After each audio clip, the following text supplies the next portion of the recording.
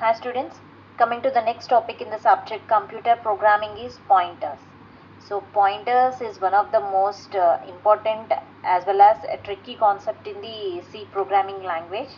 Now let us see what are the pointers and how we declare the pointer and the initialization and accessing of the pointer variable. So that I'll discuss in this topic, in this video. Now let us see the definition of pointer. So actually the pointer is a variable. Pointer is nothing but a variable that stores the address of another variable. That is the definition of the pointers. Don't be confused. Let us see point by point. So pointer is nothing but a pointer is also a variable. You call it is also a variable, but that variable stores the address of another variable. That means a pointer stores the address of another variable. So a pointer is a variable which stores the address of another variable. Okay, suppose a is a variable which holds the value. Ampersand means the address of that variable will stores in the pointer variable. So that I explained clearly while explaining the declaration and initialization of pointers. Let us first know the definition of the pointer. Pointer is a variable. You call that it is a variable which stores the address of another variable. Only the pointer holds the address of the variables. Okay. Now let us see the features of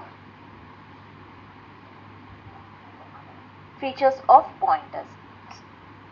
First feature, pointer saves memory space. The main use of the pointer is it saves memory space.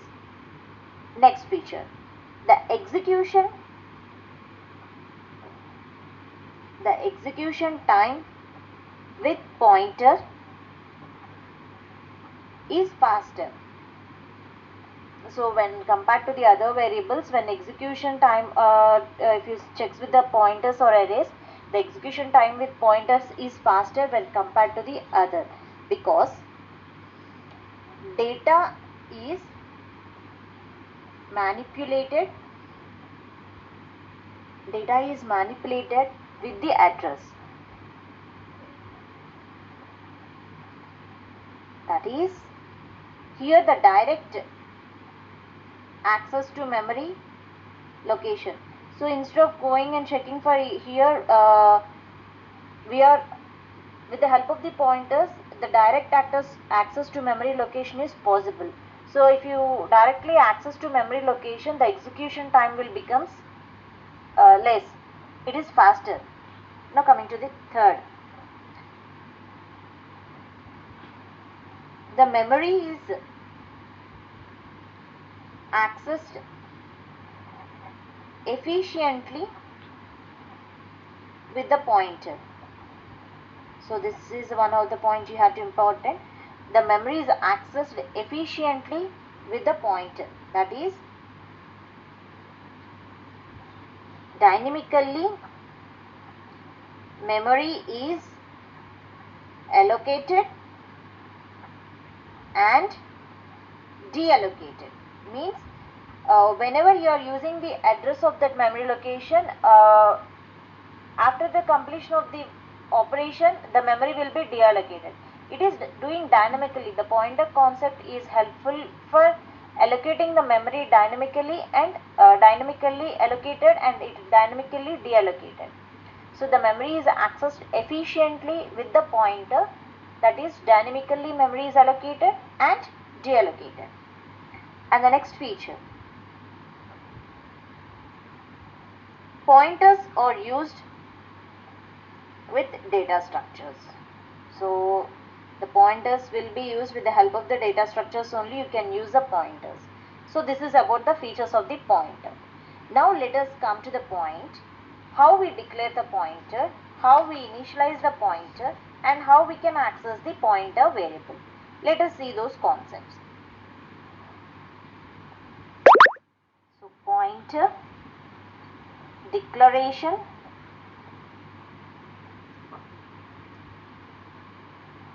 initialization, and accessing. So let us discuss this point. So let us first consider one statement. So here I am writing int quantity is equal to 175. So just I am explaining how we declare the pointer and how we initialize the pointer. So here I have taken one example. Int is a data type and quantity is a variable and 175 is the value. So this is general initialization of any data type. So int quantity is equal to 175. So this can be represented in memory like, so if you take it is quantity, you call it as, quantity is nothing but it is a variable name. Quantity is the variable name. 175 is, what is this 175? This you call it as a value. And what is 5000? Here this 5000 is address. Okay, so the variable in memory is, here the quantity is a variable name and the 175 is the value. So this 175 will store in the address location 5000. So this is just a representation I am explaining. It's a general declaration. Now let us see the declaration of pointer. Declaration of pointer. So how we declare the pointer? So the pointer can be declared int star p. So this is the declaration of pointer and this is the declaration. Just this is declaration. This completely is declaration and initialization of a normal variable. And coming to here, this is the int pointer p. So what is this p here? This p is a pointer variable. You just call it as a variable. So the pointer variable that holds the address of another integer variable. Another integer variable. Don't be confused. Listen carefully. So here int pointer p means, here int, this is the declaration of pointer.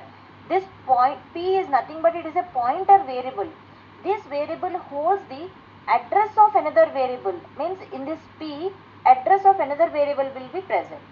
So let us see that. That will be seen in the initialization part. Now I am just saying the syntax of this. After that, whenever I am taking the example, in that example I will clearly explain about that. Initialization of pointer. So how we will initialize the pointer? So for initialization of pointer, you have to remember that address operator ampersand is used to initialize a pointer variable. So if you want to initialize a pointer variable, address operand should be used. Now let us see the syntax further. Example, here int quantity is equal to 175. This is the general initialization.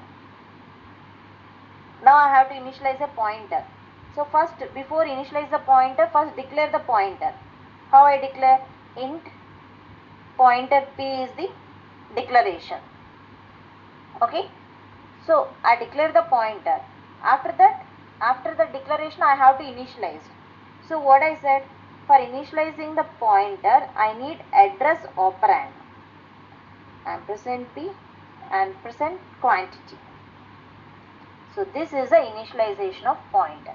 Here p is the pointer variable and this is the initialization. This is declaration and this is initialization. Okay, don't be confused. In pointer P, here P you call it as a pointer variable which holds the address of another integer address will be stored. So actually the initialization in the I said P holds the address of another variable, that is the quantity is the variable, address of another variable is stored in the P, that I said here. So P is equal to ampersand quantity, address of another variable, quantity is one another variable, that address is stored in the P.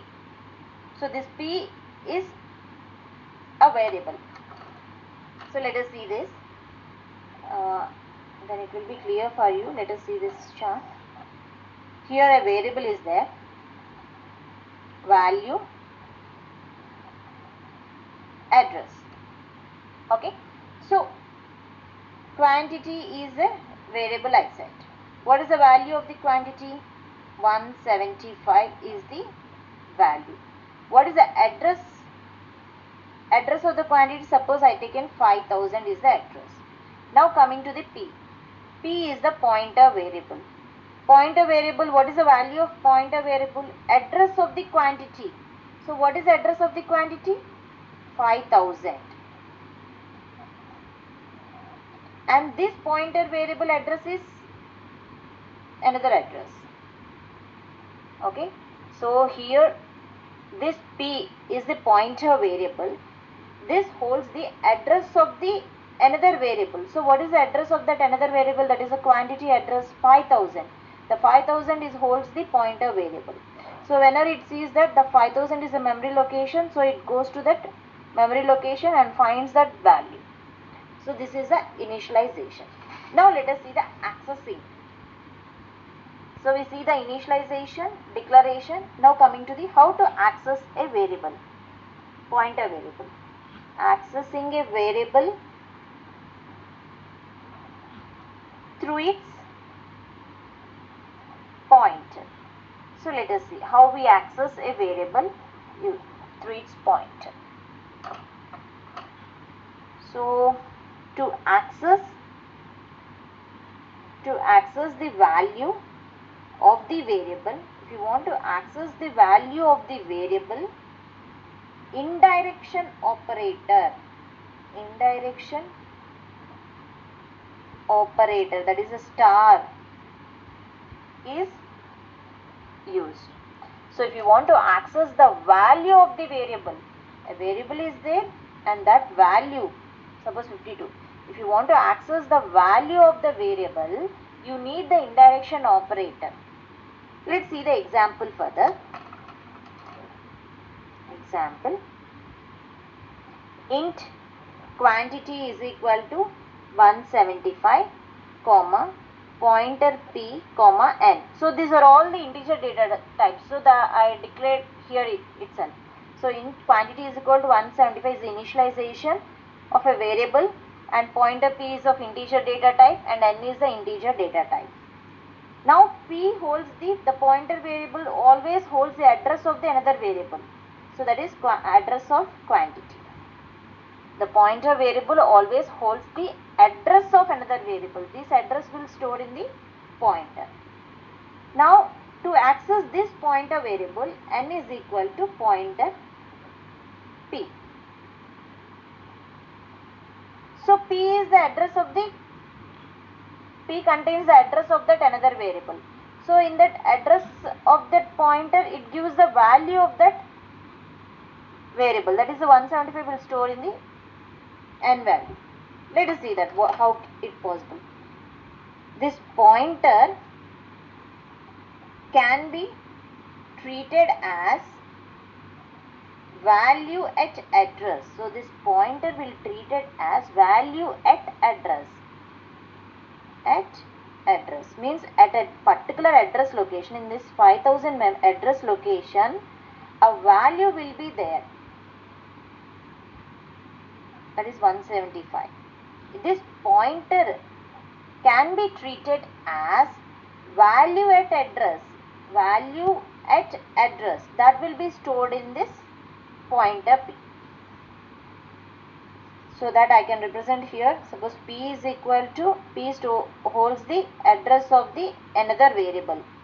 Okay, now N is equal to pointer P.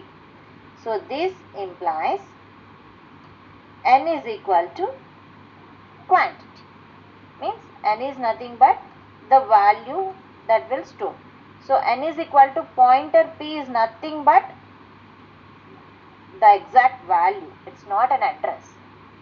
P is the holds the address of that variable, whereas a pointer P holds the value in that address. Did you get it? It's an indirect proportion. Quantity holds the value. Ampersand quantity holds the address.